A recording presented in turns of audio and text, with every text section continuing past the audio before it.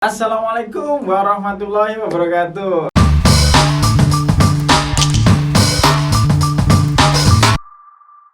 Hai sahabat sekalian, jumpa lagi dengan saya Mas Irfan. Pada kesempatan yang penuh kebahagiaan dan luar biasa kali ini, saya kedatangan bintang tamu, seorang banker, seorang ibu rumah tangga yang smart, Bu Afrida Safitri. Hai.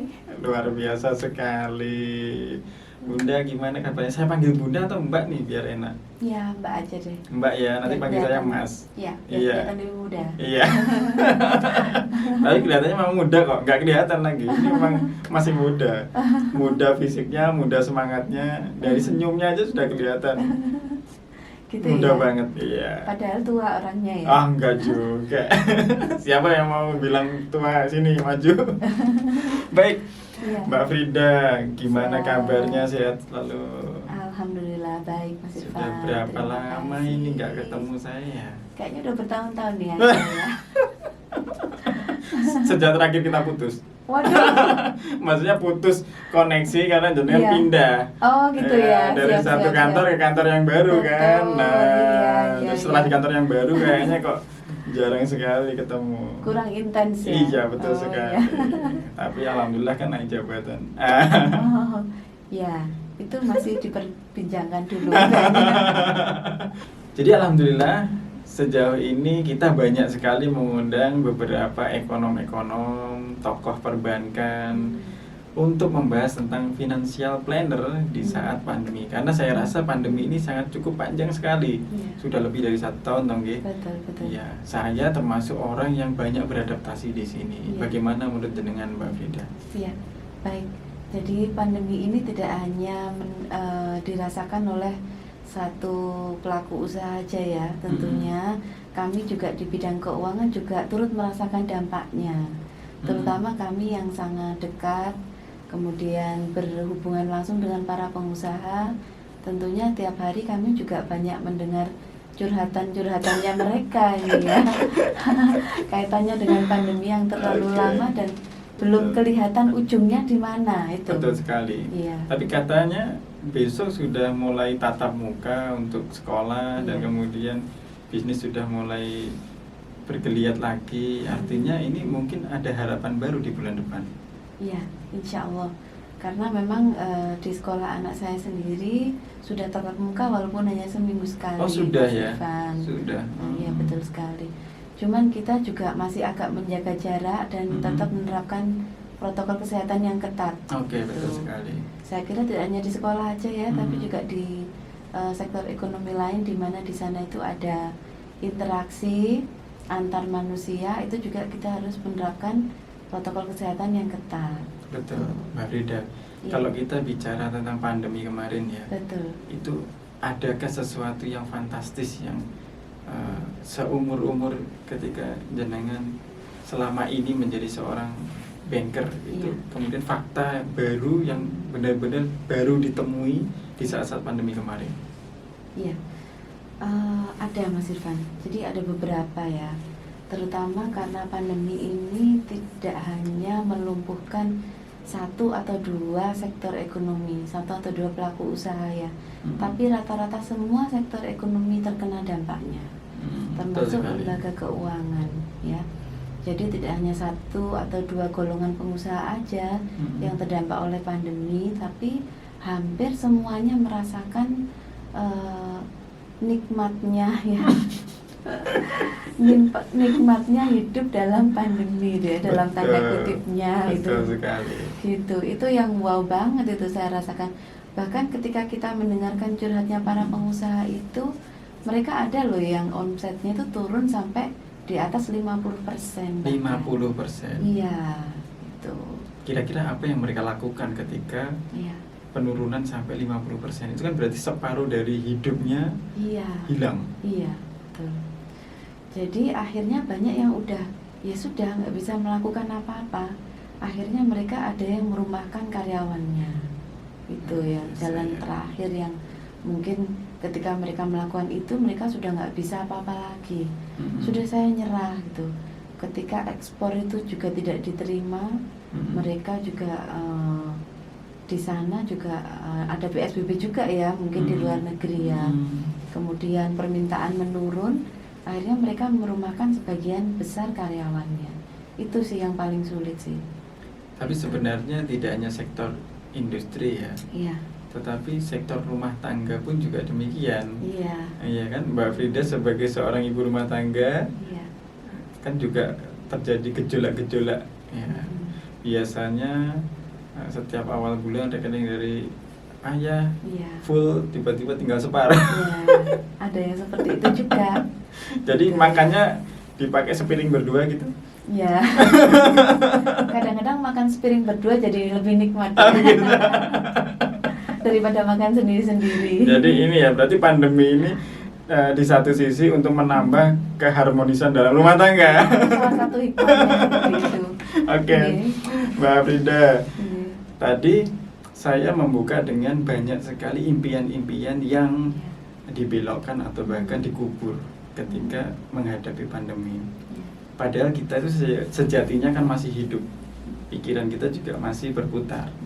Nah, menurut jenengan ini saya ada beberapa fakta ya, seperti teman saya kemarin hari sudah terlanjur DP rumah tiba-tiba dibatalkan. Padahal rumah ini kan prioritas. Iya. Terus kemudian ada juga yang mau sekolahkan anaknya di pondok, tiba-tiba ditarik lagi karena dia merasa suaminya sekarang sudah tidak bekerja dengan baik lagi. Khawatir nanti kalau disekolahkan di sekolah boarding school Iya. seperti itu ya, Iya.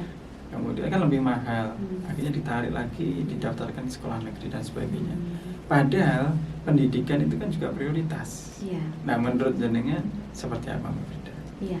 Jadi ini salah satu tips juga ya Mas Irfan ya, ketika kita menyikapi financial planner di kala pandemi itu. Yang pertama kita juga harus menyusun lagi skala prioritas kita ya. Kebutuhan kita yang pertama apa sih? Sebenarnya memang kalau untuk kebutuhan makan, perumahan, ya tempat tinggal itu merupakan kebutuhan utama kita. Betul sekali. Jadi harus didahulukan gitu. Cuman yang tadi Mas Irfan bilang juga ketika sudah DP rumah ternyata dibatalkan lagi. Nah, untuk tempat tinggal itu mungkin kita harus meredefinisikan ya. Betul. Kira-kira untuk kita dengan kemampuan kita itu ya, tempat tinggal yang layak itu seperti apa sih gitu ya. Dengan kemampuan kita yang misalnya sebelum pandemi kita gajinya 10 juta. Ternyata pada saat pandemi tiba-tiba berkurang menjadi 5 juta atau bahkan berkurang gitu ya. Atau bahkan kurang dari itu. Nah, itu bagaimana gitu. Nah, kita harus meredefinisi, oh tempat tinggal yang layak itu misalnya dulu waktu gajinya 10 juta itu kita harus tinggal di rumah tipe 120 minimal gitu ya. Nah, kalau mungkin dengan gaji yang 5 juta kita turunkan sedikit lah tipenya. Mungkin tipe 70 gitu mungkin udah cukup gitu. Jadi itulah yang saya sebut dengan meredefinisi, itu kita mendefinisikan ulang gitu. Kira-kira untuk kita dengan kemampuan kita sekarang tempat tinggal yang layak itu seperti apa sih? Jadi tetap layak untuk kita dan tetap kita bisa punya tempat tinggal menyesuaikan dengan kemampuan kita. Saya sepakat. Baru. Jadi tidak Gitu. harus menghilangkan impian dan menguburnya. Betul. Sedangkan kita masih hidup dan masih bisa berpikir untuk menempuh jalan lain. Iya. Nah, Iya. Mbak Frida, Iya. ada beberapa pengusaha yang justru itu mengambil langkah-langkah ekstrim ya, atau berpikir nyeleneh, Iya. atau berpikir out of the box lah menurut saya. Iya. Seperti kadang saya juga melakukan hal seperti itu, melakukan hal-hal yang tidak sewajarnya dipikirkan oleh orang lain. Iya. Nah, kalau menurut Mbak Frida ada enggak? Jadi beberapa nasabah mungkin yang akan berpikir seperti itu, hampir mirip dengan saya. Iya. Ada enggak kira-kira? Ada. Dan saya sudah menemui beberapa itu. Oke. Ternyata mereka itu adalah calon survivor yang baru. Oh, luar biasa sekali. Iya. Contohnya seperti apa tuh contohnya? Enggak usah disebutkan mereknya lah. Iya. Contoh-contoh ininya aja. Apa langkah konkretnya apa? Jadi nasabah saya ini dia tuh semakin agresif itu bisnisnya. Loh. Dia semakin buka gerai baru, semakin banyak buka gerai baru. prinsipnya dalam 1 bulan dia harus buka 1 gerai gitu. Oh, malah begitu. Malah seperti Sektor itu. kuliner. Oh bukan, Apa itu? Ya, jadi mungkin kebetulan bidangnya dia ini adalah bidang yang pada saat pandemi ini dia malah bisa rebound. Ya, Dibocorin dong. ya, bidangnya ini adalah bidang penjualan alat komunikasi handphone. Betul sekali. Saya kemarin tuh namanya cari laptop itu ya. Iya. Ini bukan handphone ya, ini laptop saja. Iya. Laptop itu luar biasa. Nyarinya aja sudah susah. Ada barangnya harganya tinggi. Iya, iya. Luar biasa sekali. Iya. Jadi ternyata tidak semua sektor ya. Ada beberapa sektor yang masih Nah. justru memiliki celah di situ. Iya. Oh. Karena memang dia bisa gitu ya melihat peluang di mana anak-anak sekolah saat ini belajarnya secara daring. Betul. Gitu. Jadi mungkin kalau dulu dalam satu rumah itu hanya bapak dan ibu aja yang punya handphone. Sekarang anak-anak yang kecil-kecil tuh harus bawa handphone semua. Ya, betul. Karena tiap hari harus online, tiap hari harus daring gitu ya. Nah. Dan mereka butuh makanan pulsa itu. Akhirnya selain jualan handphone, Oke. dia juga usaha reload pulsa itu. Kalau untuk ini fashion gimana menurut jenengan?